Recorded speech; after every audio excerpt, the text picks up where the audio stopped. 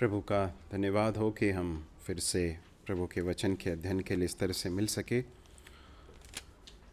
हम इब्रानियों की पुस्तक का अध्ययन करते आए हैं और उसी अध्ययन को हम आगे जारी रखेंगे। कृपया मेरे साथ निकाल लें इब्रानियों की पुस्तक उसका दूसरा अध्याय। हमने उसके पहले अध्याय के अंतिम भाग में जो देखा था उसको थोड़ा सा हम रिवाइज़ करने के बाद फिर हम आगे बढ़ेंगे। हमने दूसरे अध्याय में इस बात को देखा था कि प्रभु यीशु मसीह जो हैं वो परमेश्वर का प्रकाशन है ना। परमेश्वर संवाद करते हैं, परमेश्वर बात करना चाहते हैं मनुष्यों से। आरंभ से ही हम देखते आए हैं इस बात को कि परमेश्वर कम्युनिकेट करते हैं, परमेश्वर संवाद करते हैं, बात करते हैं, अपने हृदय की बातों को मनुष्यों के सामने प्रकट करना चाहते हैं। और परमेश्वर ने पूर्व युग में बाप दादों से अलग अलग करके थोड़ा थोड़ा करके परमेश्वर ने अपने बारे में मनुष्यों को प्रकट किया। और हमने देखा था कि किस तरह से परमेश्वर ने सृष्टि के द्वारा बातें की हैं। जब सृष्टि को देखते हैं तो हमें समझ में आता है कि परमेश्वर ने सब कुछ बनाया है, ये अपने आप से नहीं आया है। फिर हम देख सकते हैं परमेश्वर ने मनुष्यों से अलग अलग रीति से बातें की, प्रत्यक्ष रूप से बातें की, दर्शनों के द्वारा बातें की, स्वप्नों के द्वारा बातें की। इस तरह से अलग अलग लोगों से बात करते हुए हम देख सकते हैं। और उसके बाद फिर हमने देखा था कि इस अंतिम युग में अर्थात मसीह के युग में परमेश्वर ने अपने सिद्ध प्रकाशन, अपने संपूर्ण प्रकाशन या फिर अपने बारे में जो सबसे अच्छी तरह से प्रकाशन दे सकते थे, परमेश्वर ने अपने पुत्र के द्वारा वो हमें किया है। और हमने इस बात को देखा था कि प्रभु यीशु मसीह परमेश्वर का संदेश लेकर नहीं आए, परंतु प्रभु यीशु मसीह क्या है? स्वयं परमेश्वर का संदेश है। He is himself the message. फिर पुत्र की महिमा के वर्णन में हमने देखा था कि वो सारी वस्तुओं का वारिस है, अर्थात सारी बातों का मालिक है। उसी के द्वारा उसने सारी सृष्टि रची है, अर्थात वो सृष्टि करता है। उसकी महिमा का प्रकाश है, उसके तत्व की छाप है और सब वस्तुओं को अपनी सामर्थ्य के वचन से संभालता है। उसने पापों को धोया है, मनुष्यों के पापों को धोया है और ऊंचे स्थानों पर महामहिमन के दाहिने जा बैठा है। पिछली बार भाई साइलस ने जो बांटा उसको भी हम जरा दौड़ाते हुए देखेंगे। हमने इस बात को देखा कि प्रभु यीशु मसीह स्वर्गदूतों से श्रेष्ठ हैं और उन्होंने इस बात को बताया था कि इस बात को बताने की आवश्यकता क्यों पड़ी, क्योंकि उस समय पर जो लोग, यहूदी लोग प्रभु यीशु मसीह पर विश्वास करके उद्धार पाकर आए थे, वे लोग, उनके मन में स्वाभाविक रूप से ऐसा एक सवाल आ सकता था, या लोग उनको दबाव भी दे रहे थे ना। उनको एक तरफ जो है अपने खुद के जो संघर्ष है उनके साथ संघर्ष करना, सताव जो है वो है, उसके साथ साथ कुछ लोग हैं जो उनको इस बात को कन्विंस करने की कोशिश कर रहे हैं कि तुम क्या छोड़कर इधर आ गए। और भाई ने एक बात बहुत सुंदर बताई थी कि उनके पास दृश्य रूप से दिखाने के लिए क्या था? वे लोग एक साथ मिलते होंगे, घरों में मिलते होंगे, क्या उनके पास? वो एक ही स्मारक वस्तु है उनके पास। वो क्या है? मेज है, रोटी है और दाखरस है। बहुत ही सांसारिक रूप से या भौतिक रूप से श्रेष्ठ दिखने वाली चीज़ों को छोड़कर वो यहाँ पर आए हैं, ऐसा उनको लग सकता है। और इसलिए अनेक लोग इस झांसे में आ सकते थे कि हमने कुछ अच्छा गवा दिया है यहाँ पर आकर। तो प्रभु यीशु मसीह की श्रेष्ठता के बारे में इब्रानियों का लेखक बताता है कि वो श्रेष्ठ है। वो कैसा श्रेष्ठ है? पद 4 में हमने देखा था कि उसे श्रेष्ठ नाम दिया गया है और उसका श्रेष्ठ पद है। उस बात में हमने देखा कि वो पुत्र है। स्वर्गदूतों को किसी को भी पुत्र का स्थान नहीं दिया गया है। स्वर्गदूतों के द्वारा प्रभु यीशु मसीह आराधना ग्रहण करते हैं। प्रभु यीशु मसीह अर्थात पुत्र की आराधना कौन कर रहे हैं? स्वर्गदूत। और इसलिए स्वर्गदूतों के साथ कभी भी उनकी तुलना नहीं की जा सकती। पिता उन्हें आराधना करने को कहते हैं, किन्हें? स्वर्गदूतों से कहते हैं कि प्रभु यीशु मसीह के पुत्र की आराधना करो। फिर स्वर्गदूतों के सृष्टि करता है, हमने इस बात को 7वें पद में देखा था। और पिता स्वयं पुत्र को क्या होकर संबोधित कर रहे हैं? हे परमेश्वर करके लिखा, हे परमेश्वर तेरा सिंहासन करके। अब देखिए, त्रिएक परमेश्वर का ये जो सिद्धांत है ये हमारे थोड़े समझ में आने के लिए कठिन है। हमारे सीमित बुद्धि से हम समझ नहीं सकते हैं कि ये कैसा हो सकता है कि त्रिएक परमेश्वर है, पिता, पुत्र और पवित्र आत्मा है, जिसमें तीनों समतुल्य हैं, तीनों अलग अलग व्यक्तित्व होने के बाद भी एक हैं। ये सब चीज़ें हमारे सीमित बुद्धि से समझना मुश्किल है। और कई बार हमारे मन में विचार आ सकता है कि क्या तीन परमेश्वर हैं? क्या नहीं। परमेश्वर का वचन बताता है कि परमेश्वर एक है, परंतु त्रिएक होकर उन्होंने अपने आप को प्रकट किया है। तो यहाँ पर पिता पुत्र को संबोधित कर रहे हैं। क्या होकर संबोधित कर रहे हैं? परमेश्वर होकर संबोधित कर रहे हैं। और पिता स्वयं पुत्र को क्या कहकर संबोधित कर रहे हैं? राजा होकर। तेरा सिंहासन करके लिखा है। और पिता पुत्र के राज्य को कैसा राज्य कहते हैं? युगानुयुग का राज्य। फिर हमने इस बात को देखा कि वो स्वर्गदूतों से श्रेष्ठ धार्मिकता का जीवन उन्होंने जिया है। कैसे कह सकते हैं? हमने देखा था कि स्वर्गदूतों में भी पतन देखा गया है ना। उसमें से कुछ लोगों ने क्या किया? परमेश्वर के विरोध में बलवा किया है ना। और इसी रीति से लूसीफर नाम का जो सबसे प्रमुख था उनमें, उसने क्या किया? परमेश्वर के विरुद्ध में बलवा करने के कारण वो क्या बन गया? लूसीफर क्या बन गया? शैतान बन गया है ना। परंतु प्रभु यीशु मसीह में कभी भी पतन नहीं देखा गया। आज मेरा जो क्वाइट टाइम का जो भाग था वो मत्ती रचित सुसमाचार में से वही भाग था जहाँ पर शैतान प्रभु यीशु मसीह को प्रलोभित करता है, अलग अलग तरीके से उन्हें प्रलोभित करता है। परंतु हम देखते हैं कि प्रभु यीशु मसीह किस तरह से उस परीक्षा में निष्पाप निकले। हम स्वर्गदूतों को पतन में जाते हुए देखते हैं, लेकिन प्रभु यीशु मसीह में कभी नहीं देखते हैं। फिर आगे जाकर हमने देखा था कि हे प्रभु होकर उन्हें संबोधित किया गया। ये वही एड्रेस है या ये वही संबोधन है जो परमेश्वर, यहोवा परमेश्वर के लिए पुराने नियम में उपयोग किया गया है। स्वर्ग और पृथ्वी का सृष्टि करता है, इस बात को हमने 10वें पद में देखा था, है ना। तूने पृथ्वी की नींव डाली, स्वर्ग तेरे हाथों की कारीगरी है। किसके बारे में कहा जा रहा है? यीशु मसीह के बारे में। और कौन कह रहा है?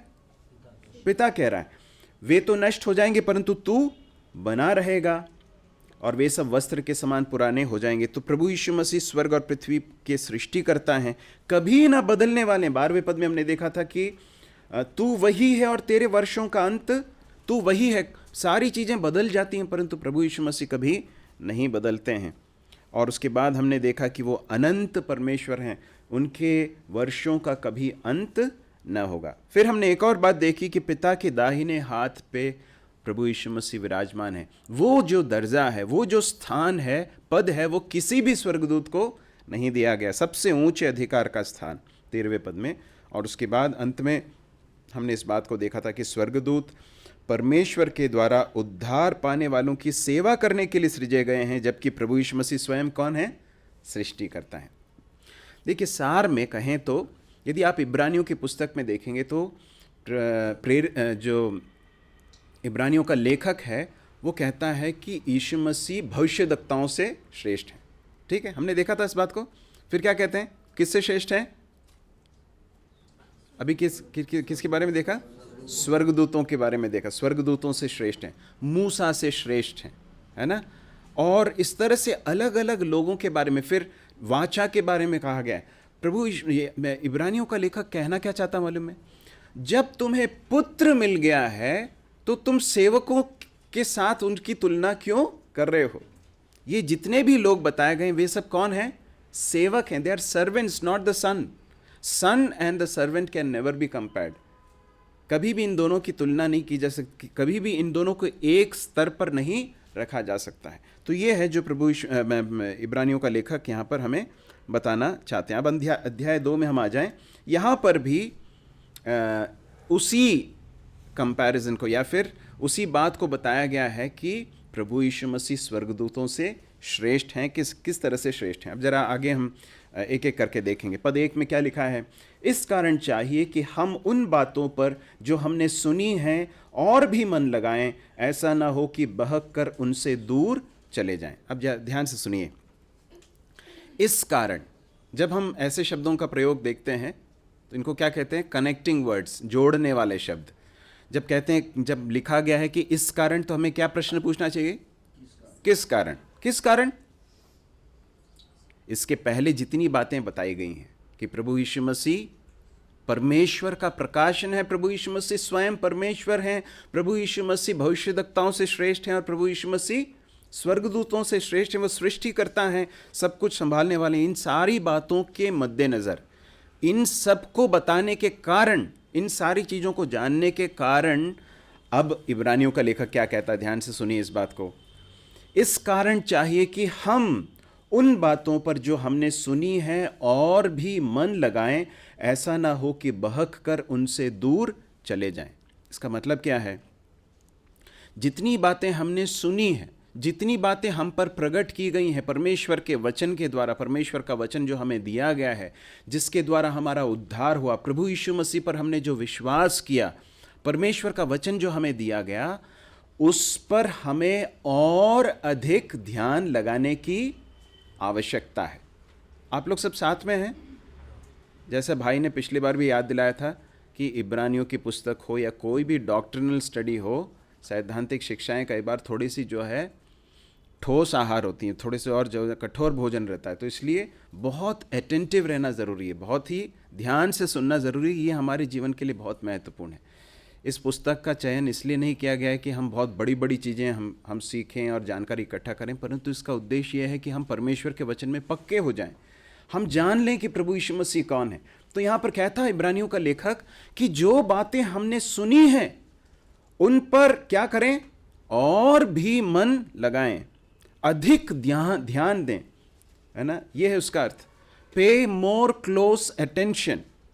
जो हमने सुनी है उनको क्या करें? और भी ध्यान लगाएं, उन चीज़ों के ऊपर और अधिक ध्यान लगाएं। देखिए, इसीलिए इब्रानियों की पत्री का अध्ययन बहुत गंभीरता से और ध्यानपूर्वक करना ज़रूरी है। क्यों? क्योंकि परमेश्वर के वचन की सच्चाइयों को जितना हमने सुना है, उन पर ध्यान नहीं लगाएंगे तो एक खतरा है। वो खतरा क्या है? आगे लिखा है, क्या है खतरा?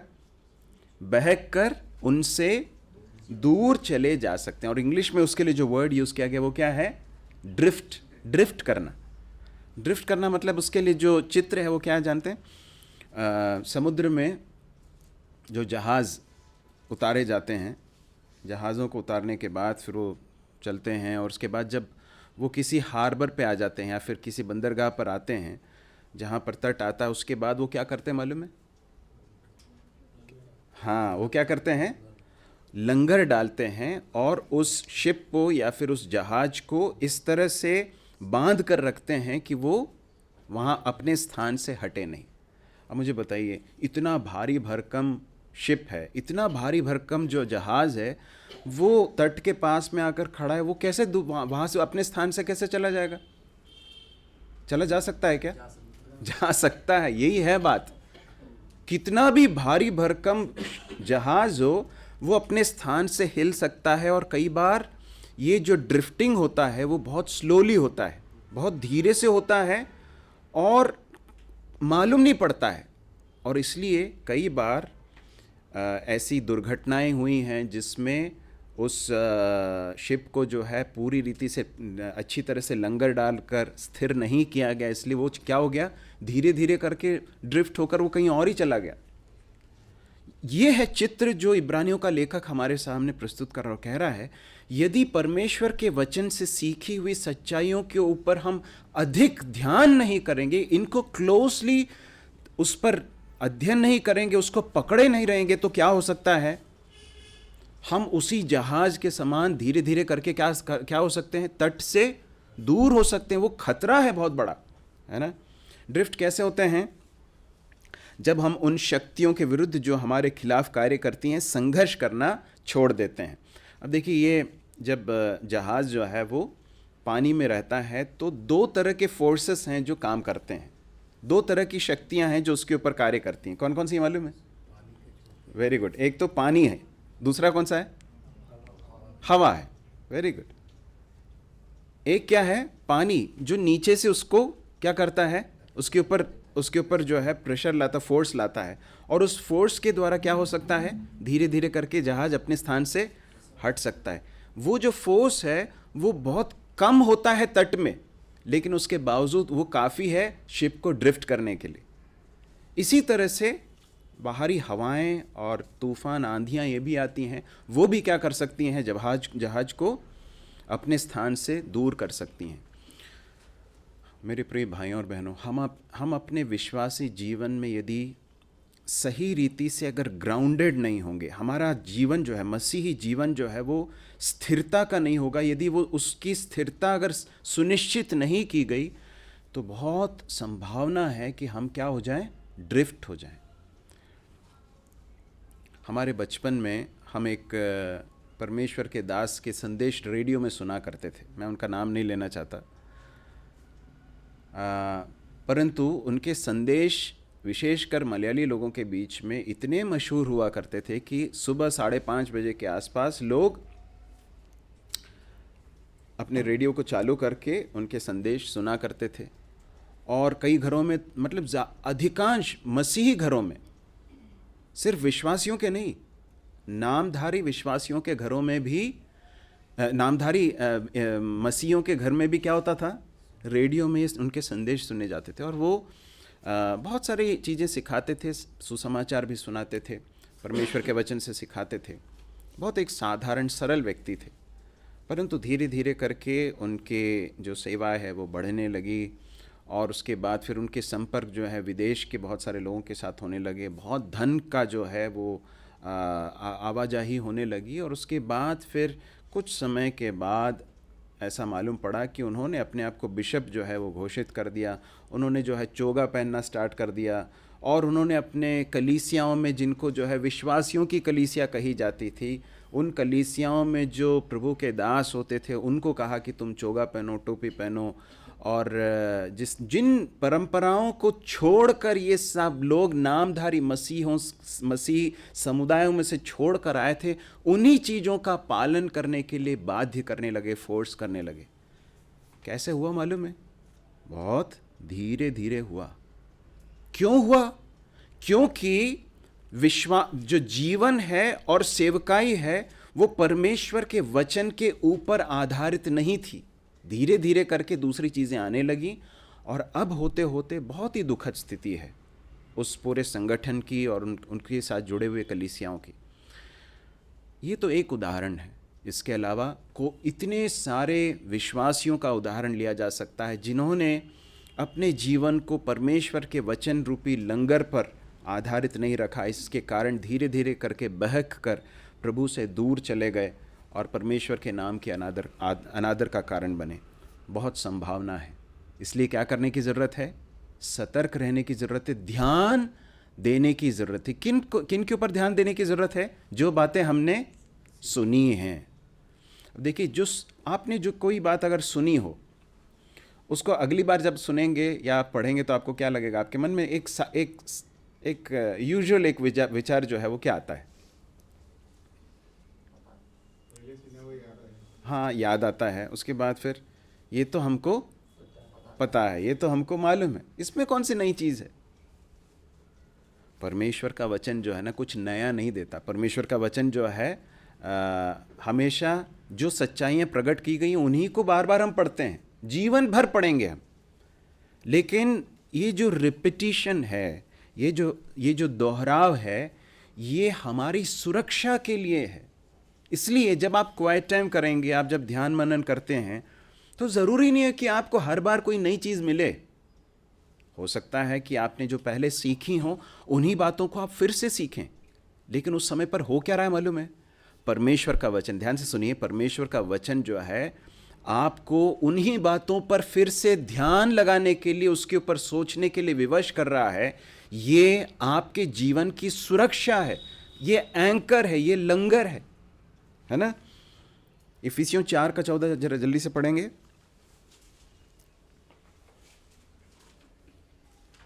ताकि हम आगे को बालक न रहे, जो मनुष्यों की तर्क विद्या और चतुराई से उनके भ्रम की युक्तियों की और उपदेशक की और हर एक व्यवहार से उछाले और इधर उधर घुमाए जाते हैं। उछाले और इधर उधर, यहाँ पर भी वही शिप का या फिर जहाज का ही एक चित्र है। यदि हम परमेश्वर के वचन में पक्के ना हो, यदि परमेश्वर के साथ की हमारी सहभागिता में हम अगर दृढ़ नहीं है, मजबूत नहीं है, तो क्या होगा? जब गलत शिक्षाओं की बयार आएगी, मतलब हवा आएगी, तब क्या होगा, हम इधर उधर उछाले जाएंगे और क्या लिखा है, उछाले जाएंगे और एक और शब्द है वहां पर, इधर उधर घुमाए जाएंगे। इसका मतलब यह है परमेश्वर के वचन की सच्ची शिक्षा से हम दूर हो सकते हैं, बहक कर दूर हो सकते हैं। इसलिए बहुत ज़रूरी है कि परमेश्वर के वचन को थामे रहें, सही रीति से समझ कर उसे थामे रहें। दूसरा कारण जिसके कारण हम ड्रिफ्ट हो सकते हैं वो यह है कि यदि हमारी दृष्टि एक स्थिर वस्तु से यदि हट जाती है ना, तो भी क्या हो सकता है, या फिर हमारा जो जीवन है वो एक स्थिर चीज़ के साथ अगर जुड़ा हुआ नहीं है। जैसे लंगर डाला जाता है तो क्या होता है, लंगर जाकर नीचे एक स्थिर चीज़ के ऊपर वो जाकर टिकता है, या फिर एक वेट देता है ताकि जो है शिप है इधर उधर मूव नहीं हो या इधर उधर हिले नहीं। जब हमारे मसीह जीवन में हम अपने जीवन को अस्थिर चीज़ों के ऊपर केंद्रित करते हैं, जैसे कि धन, प्रभु प्रेरित पौलुस तीमुथियुस को कहते हैं इस संसार के धनवानों को शिक्षा दे या उनको सिखा कि वे चंचल धन पर भरोसा न करें। धन कैसा है, चंचल है, मतलब उसमें कोई स्थिरता नहीं है। इसलिए प्रभु यीशु मसीह ने कहा कि किसी व्यक्ति के जीवन की सार्थकता उसके धन की अधिकता या उसकी संपत्ति की अधिकता में नहीं। ये सब नश्वर हैं, सब मूविंग चीज़ें हैं, ये सब हिलती रहती हैं। तो यदि हमारा जीवन जो है, यदि हमने इन चीज़ों के ऊपर बनाकर रखा है, हमारे जीवन की स्थिरता के लिए हम इन चीज़ों के ऊपर निर्भर हैं, जैसे हमारा धन हो, हमारी संपत्ति हो, हमारी शिक्षा हो, हमारा बैंक बैलेंस हो, या फिर हमारे एजुकेशनल क्वालिफिकेशंस हो, हमारी शैक्षणिक योग्यताएं हो, हमारे पास जो कुछ लोग हैं जो हमारे लिए बहुत, जो हम सोचते हैं कि हमारे मदद में आएंगे, हमारे मदद के लिए मददगार साबित होंगे, ये सब कैसे मालूम है, ये सब ड्रिफ्ट हो सकते हैं। ये इनके ऊपर अगर हम भरोसा करेंगे तो क्या हो सकता है, हमारा जीवन अपने स्थान से हट सकता है। परंतु एक स्थान है जिसके ऊपर हमारा जीवन यदि आधारित है तो वो हिलेगा नहीं। वो स्थान कौन सा है, प्रभु यीशु मसीह। उसके बारे में कहा गया है कि वो चट्टान है। प्रभु यीशु मसीह ने कहा यदि कोई मेरी आज्ञाओं को, वचन को मानता है, मेरे वचन को सुनकर मानता है, तो वो उस व्यक्ति के समान है जिसने अपने घर को किस पर बनाया, चट्टान पर बनाया। जो वचन को नहीं मानता वो किसके समान है, बालू के समान। बालू भी कैसा है, शिफ्टिंग है, ड्रिफ्ट होता रहता है। परंतु परमेश्वर के वचन रूपी चट्टान के ऊपर, प्रभु यीशु मसीह पर यदि हमारी नज़रें हैं, हमारा जीवन केंद्रित है, तो हम ड्रिफ्ट होने से बच सकते हैं। कुछ भागों को जल्दी से निकालें। इब्रानियों 3:1। तो हे पवित्र भाइयों, तुम जो स्वर्गीय बुलाहट में भागी हो, उस प्रेरित और महायाजक यीशु पर, जिसे हम अंगीकार करते हैं, ध्यान करो। अब देखिए यहाँ लिखा है कि जो बातें हमने सुनी उन पर ध्यान, है ना, और भी मन लगाएं। और यहाँ पर इब्रानियों का लेखक कह रहा है कि किस तरह से ड्रिफ्ट नहीं होने से बच सकते हैं, किस तरह से बहक कर दूर जाने से हम बच सकते हैं। क्या करना है, किस पर ध्यान लगाना है, किस पर लगाना है ध्यान, प्रभु यीशु मसीह पर। ध्यान लगाने का मतलब मेडिटेट करना, यह है उसका अर्थ। हमारे विचारों में प्रभु यीशु मसीह है जो समाये रहना चाहिए। आप ध्यान से सुन रहे हैं इस बात को, आप हैं साथ में। हमारे थॉट लाइफ, हमारे वैचारिक जीवन में एक व्यक्ति है जो हमेशा उभरा हुआ रहना चाहिए, जो हमेशा हावी रहना चाहिए। वो कौन है, प्रभु यीशु मसीह। उस पर ध्यान लगाओ, उसके ऊपर मेडिटेट करो, उसके ऊपर ध्यान करो, उसके ऊपर मनन करो। इस पूरे पत्री में जो इब्रानियों का लेखक है, प्रभु यीशु मसीह की श्रेष्ठता को हमारे सामने दिखाने की कोशिश कर रहा है। और क्या कह रहा है, उस पर ध्यान लगाओ। वो होना चाहिए तुम्हारे जीवन का सबसे बड़ा एंकर, वो होना चाहिए तुम्हारे जीवन का सबसे बड़े आकर्षण का केंद्र। बाकी सारी चीजें अस्थिर हैं, परंतु प्रभु यीशु मसीह पर नजर लगाओ। इसी भाग में, इसी पुस्तक में वो कहता है यीशु मसीह कल और आज और युगानुयुग एक सा है। बाकी सारी चीज़ों में बदलाव आते हैं, परंतु प्रभु यीशु मसीह एक समान है। इसलिए उस पर ध्यान लगाओ। फिर दूसरा भाग निकालने 12 का 1 और 2।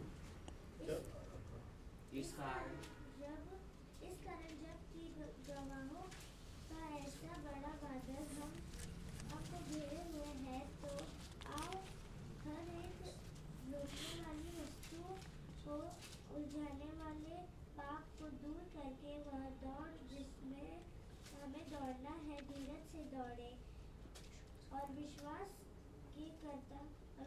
के कर्ता और सिद्ध करने वाले यीशु की ओर ताकते रहे, जिसने उस आनंद के लिए जो उसके आगे धरा है, लज्जा की कुछ चिंता न करके क्रूस का दुख सहा और परमेश्वर के सिंहासन की दाहिने ओर जा बैठा। 11वें अध्याय में वो गवाहों के बड़े बादल की एक सूची देता है ना, आरंभ से लेकर। सबसे पहला व्यक्ति कौन था मालूम है उसमें? कौन था? हाबिल से लेकर बहुत सारे विश्वास के वीरों की एक सूची है वहाँ पर। और इब्रानियों का लेखक कहता है गवाहों का ऐसा बड़ा बादल हमको घेरे हुए करके।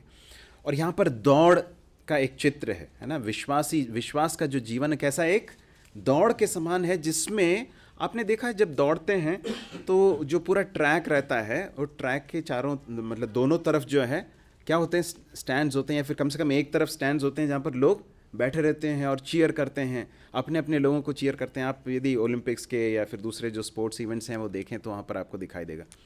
तो वो चित्र है। और कहा गया है कि गवाहों का बहुत बड़ा बादल, मतलब बहुत सारे गवाह हैं। ये लोग जो है अपनी दौड़ पूरी करके कहाँ जा चुके हैं? परमेश्वर के पास जा चुके हैं। और इस तरह से है कि ये लोग सब अपनी दौड़ पूरी कर चुके हैं। ये इनका जीवन तुम्हारे सामने है एक प्रोत्साहन के रूप में, एक चीयर के रूप में, है ना। और उसके बाद कहता है कि इसलिए वो दौड़ धीरज से दौड़ें और किसकी ओर देखें?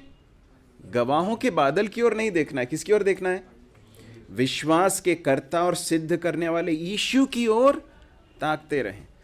इस दौड़ में ध्यान से सुनिए इस बात को। जैसे जैसे आप मसीह जीवन में बढ़ रहे हैं मेरे प्रिय भाई और बहनों, आपके जीवन में ऐसे मौके आ सकते हैं जब आप किसी विश्वासी को इस दौड़ में असफल होते हुए देखो या किसी पाप में गिरते हुए देखो, है ना। ध्यान से सुनिए। इस दौड़ में कई लोग दौड़ रहे हैं और कई लोग दौड़ते समय गिर जाते हैं। गिरते हैं कि नहीं? ऐसा होता है। और विश्वासियों के इस झुंड में जब दौड़ रहे हैं तो ऐसी संभावना है कि कोई विश्वासी क्या हो जाए? गिर जाए, पाप में गिर जाए। उस समय पर हमें ये सोचकर अपनी दौड़ को छोड़ नहीं देना है कि अरे इसने ये गिर गया तो मैं काय को दौड़ूं। ऐसा नहीं सोचना है। समझ रहे हैं आपको इस बात को? किसकी ओर दृष्टि होनी चाहिए? प्रभु यीशु मसीह की ओर दृष्टि। मेरे प्रिय बच्चों, मैं आपको विशेषकर ध्यान दें, जवानों, मैं आपको याद दिलाना चाहता हूँ, कई बार कई लोग ठोकर खाकर अपनी दौड़ में पिछड़ जाते हैं। कहते हैं कि अरे वो व्यक्ति जो है उसने ऐसा किया, उसने ऐसा बोला, उसने इस तरह से व्यवहार किया, वो इस पाप में गिर गया। तो ये सब फालतू की बातें हैं। नहीं मेरे प्रिय भाइयों और बहनों, कभी भी इस गलती को नहीं करना। गवाहों का बादल होगा, लेकिन दृष्टि किस पर होनी चाहिए? प्रभु यीशु मसीह पर होनी चाहिए। प्रभु यीशु मसीह है जो हमारे विश्वास का कर्ता और सिद्ध करने वाला है। वो है हमारा अल्टीमेट एग्जाम्पल। कलीसिया में अगुवे होंगे जो उदाहरणीय जीवन जी रहे होंगे, सिखा रहे होंगे, परंतु फिर भी दृष्टि अगुवों पर नहीं होनी चाहिए। किस पर होनी चाहिए? प्रभु यीशु मसीह पर। हमेशा हमेशा हमेशा प्रभु यीशु मसीह पर दृष्टि होनी चाहिए। और मैं एक प्रभु के दास के रूप में आपको बताना चाहता हूं कि मेरी सेवकाई का, मैं जो शिक्षा देता हूं, आपको जो सिखा रहा हूं, और मेरे जितनी भी सेवकाइयां हैं, उसका मेरा अल्टीमेट पर्पस लोगों को मेरी ओर पॉइंट आउट करना नहीं है, परंतु किसकी ओर पॉइंट करना है? प्रभु यीशु मसीह की ओर पॉइंट करना है कि वो है जिसके पीछे मैं चल रहा हूं, और तुम्हें भी किसके पीछे चलना है? उसके पीछे चलना है। तो लिखा है कि हमारी आंखें किस पर होनी चाहिए? दृष्टि प्रभु यीशु मसीह पर होनी चाहिए। परिस्थितियों को देखेंगे, लोगों को देखेंगे तो हम बहक कर दूर जा सकते हैं, हम निराश हो सकते हैं। पतरस पानी पर चल रहा था, कुछ दूर चला, उसके बाद क्या हुआ? जब लहरों को देखा, आंधी तूफान को देखा तो क्या होने लगा? डूबने लगा। परंतु प्रभु यीशु मसीह के ऊपर जब तक दृष्टि थी तब तक नहीं डूब रहा था, है ना। यही हमारे मसीह जीवन में भी होता है। इसलिए हम हमारी दृष्टि को प्रभु यीशु मसीह पर बनाए रखें। 6 का 19 भी पढ़ लें। वह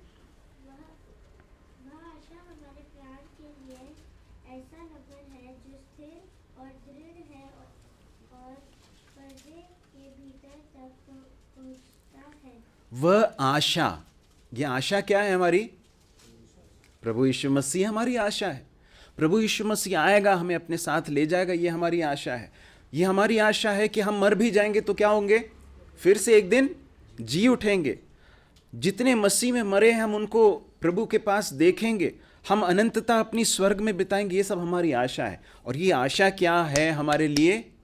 हमारे जीवन के लिए क्या है? एक लंगर के समान है, एंकर के समान है।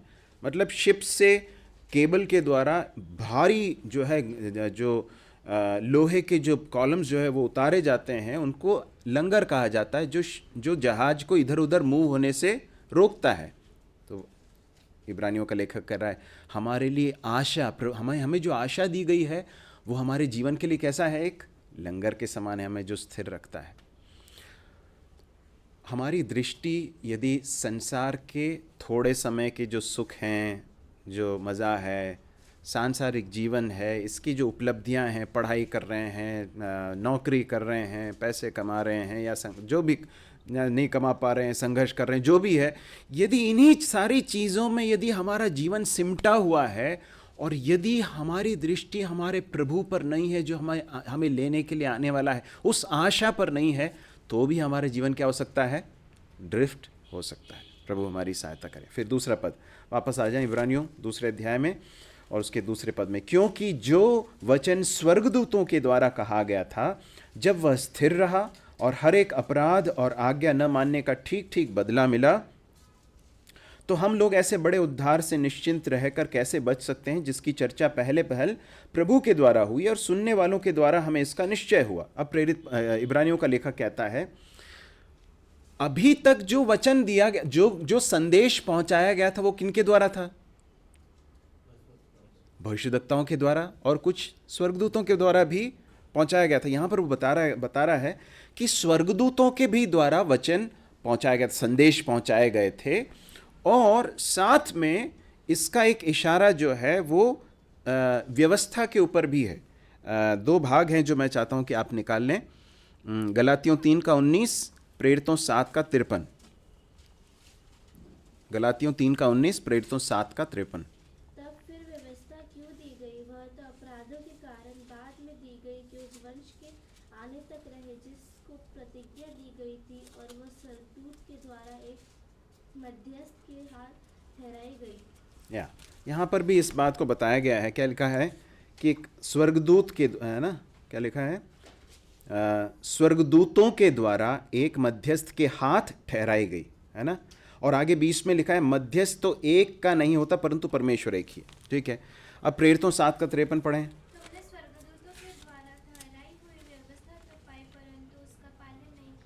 अब देखिए यहाँ पर भी लिखा है स्वर्गदूतों के द्वारा ठहराई गई हुई व्यवस्था। तो हमारे मन में एक सवाल आ सकता है कि व्यवस्था तो मूसा के द्वारा दी गई, है ना, तो ऐसा क्यों कहा गया कि स्वर्गदूतों के द्वारा दी गई? तो इसे समझने के लिए ये समझना है कि यहाँ पर जो शब्द दिया गया द्वारा, उसके लिए जो ओरिजिनल शब्द है वो है समक्ष, या उनकी उपस्थिति में, है ना, उनके एकम्पनीमेंट में। तो इसके लिए 2 भाग निकाल लीजिए, व्यवस्था विवरण 33 का 2, निर्गमन 19 का 20 और भजन 68 का 17। व्यवस्था विवरण 33 का 2 पढ़ें पहले।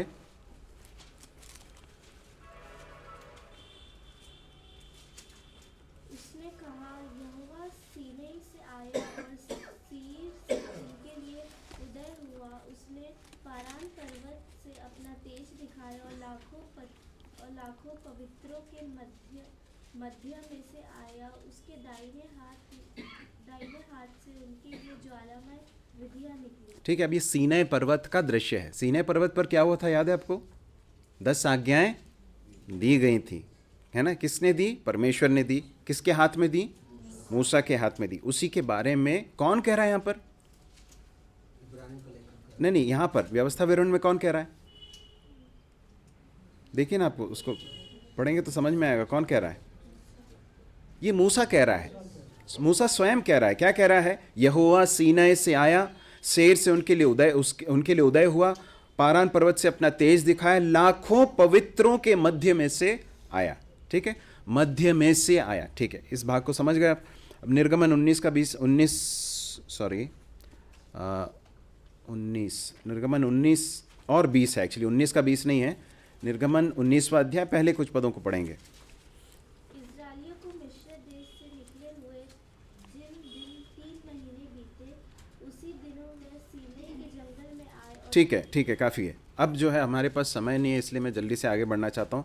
यदि आप इस भाग को अर्थात 19वें अध्याय को और 20वें अध्याय को देखेंगे तो आप पढ़ेंगे कि सीनै पर्वत पर परमेश्वर ने अपने पूरे तेज के साथ अपने आप को प्रकट किया, और हम पढ़ते हैं कि मूसा पर्वत पर परमेश्वर के पास चढ़कर गया और मूसा के हाथ में परमेश्वर ने क्या दी? पट्टिकाएं दी। किसकी? पत्थर के ऊपर बनी हुई टैबलेट्स दिए, जिस पर 10 आज्ञाएं परमेश्वर ने अपने हाथों से उकेर कर दी थी, है ना? तो इसी बात के बारे में हमने व्यवस्था विवरण में पढ़ा कि वो लाखों लाख स्वर्गदूतों के मध्य में से आया करके लिखा है। अब जरा भजन 68 का 17 पढ़ें। साम्स परमेश्वर के रथ 20,000 वरन हजारों हजार हैं, प्रभु के बीच में है, जैसे सीनै पवित्रस्थान में है। ठीक है, यहाँ पर फिर से उसी बात को लिखा है, परमेश्वर के रथ 20,000 वरन हजारों हजार हैं, प्रभु उनके बीच में है, जैसे सीनै पवित्र स्थान में है। तो यहाँ पर जो बताया गया है उसका आशय यह है कि परमेश्वर ने जो व्यवस्था दी वो इन स्वर्गदूतों के या पवित्र स्वर्गदूतों के समक्ष उनके उपस्थिति में दिया गया, इस तरह से वो कहता है। अब जरा वापस आ जाएं इब्रानियों में। वो संदेह जो है उसे थोड़ा स्पष्ट करना आवश्यक था, इसलिए हम इधर आए थे। वापस आ जाएं। जो वचन स्वर्गदूतों के द्वारा कहा गया था, जब वह स्थिर रहा और हर एक अपराध और आज्ञा न मानने का ठीक ठीक बदला मिला। अब क्या कहना चाहता है इब्रानियों का लेखक, जरा इसे फॉलो कीजिए, है ना? अब अगर भटक गए तो वापस आ जाइए। वह वचन स्थिर रहा और हर अपराध और आज्ञा न मानने की सजा मिली। मतलब वो जो व्यवस्था दी गई थी, जो स्वर्गदूतों के समक्ष दी गई थी या फिर उनके उपस्थिति में दी गई थी, मूसा को सौंपी गई थी और इजरायलियों को दी गई, उसकी एक भी आज्ञा का उल्लंघन करना क्या होता था? अनाज्ञाकारिता का या पाप के दर्जे में आता था और उसका दंड दिया जाता था। अब उसके संदर्भ में इब्रानियों का लेखक कह रहा है, अब जो संदेश आया है वो स्वर्गदूतों के द्वारा नहीं आया है। किसके द्वारा आया है? स्वयं परमेश्वर लेकर आया है। कौन आया है? पुत्र लेकर आया है। तो इसलिए वो कह रहा है अब तीसरे पद में, तो हम लोग ऐसे बड़े उद्धार से निश्चिंत रहकर कैसे बच सकते हैं, जिसकी चर्चा पहले प्रभु के द्वारा हुई और सुनने वालों के द्वारा हमें इसका निश्चय हुआ, और साथ ही परमेश्वर भी अपनी इच्छा के अनुसार चिन्हों और अद्भुत कामों और नाना प्रकार के सामर्थ्य के कामों और पवित्र आत्मा के वरदानों के बांटने के द्वारा इसकी गवाही देता रहा। तो वो कह रहा है, यदि स्वर्गदूतों के समक्ष दिया गया, उनके द्वारा दिया गया अगर वचन यदि स्थिर था, अनाज्ञाकारिता का दंड दिया जा रहा था, तो ये संदेश तो किसके द्वारा आया है? स्वयं पुत्र लेकर आया, परमेश्वर लेकर आया है। इस उद्धार को हम हल्के से नहीं ले सकते, इस संदेश को हम हल्के से नहीं ले सकते हैं। और लिखा है कि बड़ा उद्धार, हम ऐसे बड़े उद्धार से निश्चिंत। ये बड़ा उद्धार जो है वो क्यों है? इसकी चर्चा किसके द्वारा हुई? प्रभु ने आप इसकी चर्चा की। इब्रानियों 1:1 में क्या पढ़ा था हमने? पूर्व युग में परमेश्वर ने क्या किया? बाप दादों से बातें की। परमेश्वर ने खुद बात कहा। उत्पत्ति की पुस्तक से ही हम इसकी चर्चा सुनते आ रहे हैं। सही है कि नहीं? जब पाप में गिरा आदम और हवा गिरे, उस समय पर परमेश्वर ने क्या किया? उनके लिए एक मेमने को, एक मेढ़े को जो है परमेश्वर ने बलिदान किया और उसके वस्त्र उसको पहनाए। ये एक संदेश दिया जा रहा था कि क्या होने वाला है आने वाले दिनों में? परमेश्वर के समय की पूर्णता में एक सिद्ध बलिदान दिया जाने वाला है। हम आगे जाकर हम उत्पत्ति की पुस्तक 22वें अध्याय में पढ़ते हैं कि इब्राहिम जो है इसहाक को लेकर उस पर्वत की ओर जा रहा है, मोरिया पर्वत की ओर। आपको याद है वो भाग? और उस पर्वत की ओर जाते समय इसहाक पिता से पूछता है कि पिताजी लकड़ियां हैं परंतु लकड़ियां हैं, आग है परंतु बलिदान के लिए जानवर नहीं है और मेमना नहीं है। तो इब्राहिम ने क्या कहा? परमेश्वर आप ही प्रबंध करेगा। और उसके बारे में ऐसा लिखा गया है आगे जाकर कि उस वहाँ पर कहा गया यहोवा यीरे मतलब परमेश्वर आप ही प्रबंध उपाय करेगा, परमेश्वर प्रबंध करेगा। अनेक साल के बीतने के बाद हम यूहन्ना बपतिस्मा देने वाले को देखते हैं। वो कहता है, यीशु मसीह को देखकर क्या कहता है? देखो वह मेमना जो जगत का पाप उठा ले जाता है। वो जो सवाल वहाँ पर प्रश्न किया गया था कि मेमना कहाँ है, उसका उत्तर कहाँ मिलता है? अंत में प्रभु यीशु मसीह में मिलता है। वो यूहन्ना बपतिस्मा देने वाला कहता है कि देखो परमेश्वर का मेमना। तो इसकी चर्चा हम आरंभ से ही देखते आए। प्रभु यीशु मसीह ने वहाँ पर भी कहा, परमेश्वर ने वहाँ उत्पत्ति की पुस्तक में भी कहा कि सर्प जो है तू उसकी एड़ी को डसेगा, सर्प से कहा, और स्त्री का बीज जो है वो क्या होगा? तेरे सिर को कुचलेगा। वहाँ पर भी एक प्रॉमिस था। उसके बाद हम वहाँ से लेकर पूरे वचन को आप पढ़ते जाइए, हर भाग में आपको आने वाले मसीहा का चित्रण दिखाई देगा। परमेश्वर ने आप कहा, स्वयं प्रभु यीशु मसीह ने कहा।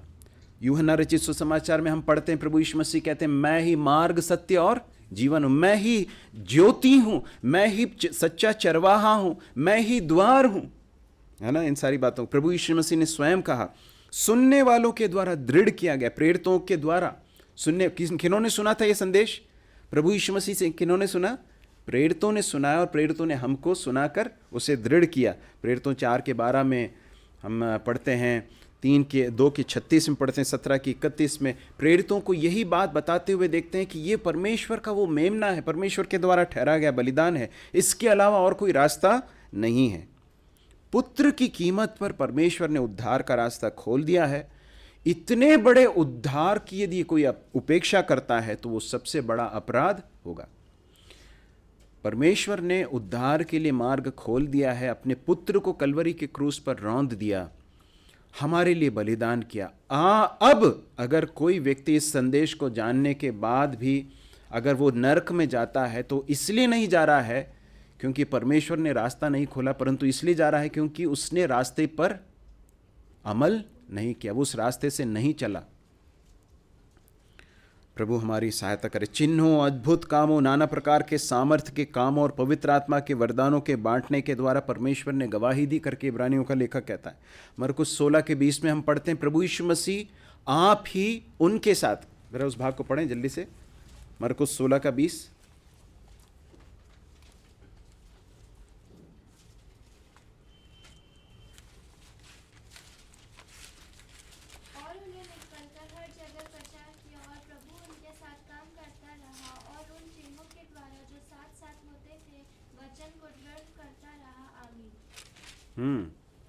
लेकिन इससे पहले क्या हुआ मालूम? इस पद को बताने से पहले क्या हुआ था? प्रभु यीशु मसीह का स्वर्गारोहण हो गया। तो आपके मन में विचार आया है कि नहीं कि प्रभु यीशु मसीह तो स्वर्ग में चले गए, तो फिर ये क्या लिखा है वहां पर? प्रभु आप उनके साथ मिलकर काम कर रहा था। यही है बात कि प्रभु यीशु मसीह भले स्वर्ग में चले गए, स्वर्गारोहण हुआ, लेकिन ये जो प्रेरित काम कर रहे थे उनके साथ काम कौन कर रहा था? प्रभु यीशु मसीह स्वयं काम कर रहे थे। और प्रभु उनके साथ कैसे काम कर रहे थे? चिन्हों के द्वारा जो साथ साथ होते थे, वचन को क्या करते थे? दृढ़ करते जाते थे।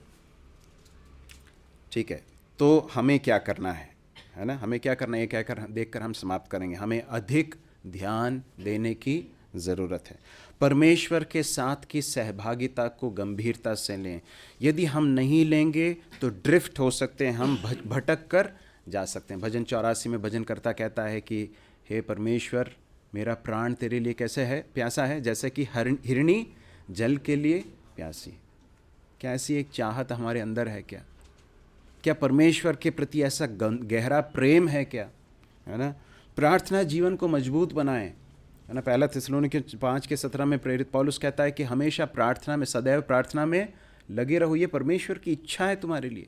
जब हम इन चीज़ों में विफल होते हैं, ध्यान से सुनिए, जब हम परमेश्वर के साथ के ध्यान मनन में, जब प्रार्थना जीवन में हम विफल होते हैं, तो हम अपने जहाज को, विश्वास रूपी जहाज को खतरे में डाल रहे हैं, है ना। कलीसिया इस सहभागिता में नियमित रूप से बने रहें। इसी पुस्तक के 10वें अध्याय के 25वें पद में इब्रानियों का लेखक कहता है, जैसा कि कई लोगों की रीति है वैसा एक दूसरों के साथ इकट्ठा होना न छोड़ें, जैसे जैसे उस दिन को आते देखो वैसा और भी अधिक यह किया करो। वचन के प्रति आज्ञाकारी बने रहें। वचन को सिर्फ सुनने वाले नहीं परंतु उस पर चलने वाले बनो। याकूब 1:22। स्वयं को जांचते रहें। 2 कुरिन्थियों 13:5। जांचते रहो कि तुम विश्वास में हो कि नहीं। मेरे प्रिय भाइयों और बहनों, हम यहाँ पर समाप्त कर रहे हैं, परंतु परमेश्वर का वचन हमें फिर से एक और बार एनकरेज कर रहा है। अब देखिए, आप इस पुस्तक को यदि देखेंगे ना ध्यान से, तो इब्रानियों का लेखक जो है ना, 2-3 शब्दों को बार बार उपयोग करता है। लेट अस, आओ हम, ध्यान दिया आपने? आओ हम अपने आशा के अंगीकार को, आओ हम अपने विश्वास की दौड़ को। तो ऐसा क्यों कह रहा है? कोई व्यक्ति ऐसा कब कहता है कि उसके साथ में कुछ लोग हैं, ध्यान से सुनिए, कुछ लोग हैं, लेकिन कुछ लोग जो हैं वो दौड़ में पिछड़ रहे हैं, तो क्या कहेगा वो? आओ हम इस दौड़ में हैं, हम पिछड़े नहीं। एक तरह का प्रोत्साहन है यहाँ पर, है ना मेरे प्रिय भाई और बहनों। हम दौड़ में, विश्वास की दौड़ में हैं, और बहुत ही ज़रूरी है कि हम सतर्कता के साथ दौड़ें। विश्वास के कर्ता सिद्ध करने वाले यीशु मसीह की ओर ताकते रहें। उलझाने वाले पाप और रोकने वाली वस्तुओं को दूर करके धीरज के साथ दौड़ें। कई लोगों ने दौड़ आरंभ की, लेकिन उनकी दौड़ पूरी सफल नहीं हो पाई। हम 2 लोगों को पाते हैं परमेश्वर के वचन में जिनके नाम एक थे। एक का नाम है शाऊल जो तरसुस का था, और दूसरा शाऊल जो गिबा का था, है ना। राजा शाऊल और बाद में नए नेम में शाऊल, दोनों बिन्यामीन गोत्र के थे।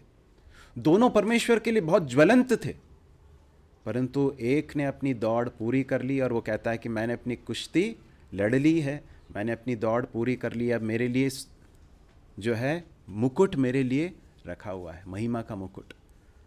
दूसरी तरफ राजा शाऊल के बारे में पढ़ते हैं, उसने अपना मुकुट खो दिया।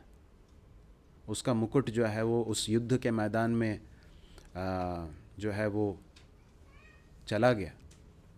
उसने अपने जीवन के द्वारा परमेश्वर की योजनाओं को और इच्छा को पूर्ण करने के बजाय अपने जीवन को व्यर्थ की चीज़ों में गंवा दिया।